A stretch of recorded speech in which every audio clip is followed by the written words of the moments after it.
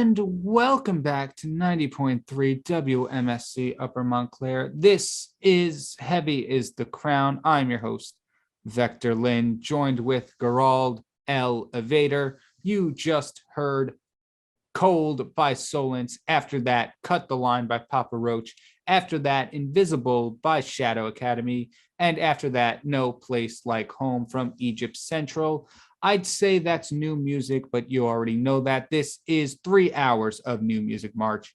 But I want to talk about No Place Like Home because last week we also played White Rabbit from Egypt Central. And if you couldn't tell by the lyrics, that one has heavy Alice in Wonderland influences. And this one clearly has heavy Wizard of Oz influences, which is really weird. That's two like classic stories they've taken influence from. And that's really cool because I love music that does that. I actually wrote one once based off one of my favorite horror movies, The Shining, and it was called Once Bitten, Twice Shine, which I thought was an amazing title. And I put it, we wrote it, we recorded it, we put it out there and be like, look how clever we are. Skeletons and Suits as the we were talking about. And then this other band comes along called Heights Iron Mills. And they just released a whole album based off of horror movies called The Spooky Screen. And they just completely overshadow our efforts. And that I hate that. I hated that so much because admittedly, they did a much better job on it. Their single Enjoy Your Sleigh, which was also based off of The Shining, overshadows Skeletons and Suits 10-1. And you know what? Good for them. I never liked Skeletons and Suits anyway. Okay. Oh, hi. Yes, I forgot you're still here. Yeah, great. Feel very valued as a guest. I introduced you before, didn't I? Yeah, but you went on some tirade about The Shining. I stopped paying attention after a while. Some host I am, some guest you are.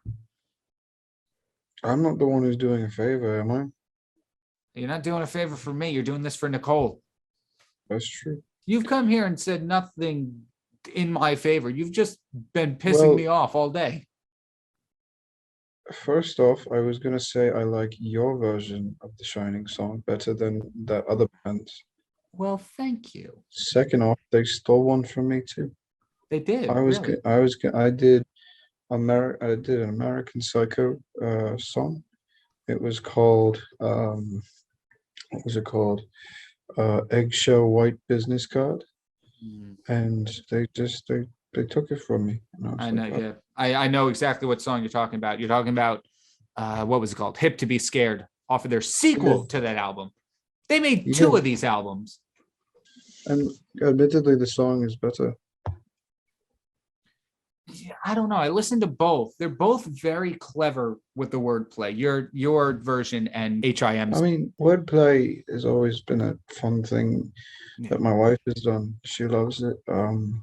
So I kind of let her help with naming the songs. Right. So I tend to give her credit, but under a different name. But yeah, I know we did another song based off a Child's Play, and it was called The Striped Sweater. And no, it was called Bloody Striped Sweater. That's what it was called. Okay. And again, the band took it, and I was like, okay. I liked a lot of your music. I gotta say, compared to Nicole's band, your music was better. But honestly, from personality-wise, I just met you, so of course I'm gonna have some adverse talking points since so. Fair enough. Yeah. A lot of our guests have been very adverse to me for some reason. I don't get it. You're very complaining. Me? Yeah, you literally went on a tirade about The Shining and forgot I was here. I can't.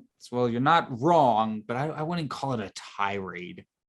I was just expressing my frustrations about the band copying my idea, because admittedly, I did put it out first. Do you know the great thing about ideas? What? It's that more than one person can have them. I know. So I will. That means the great minds think alike.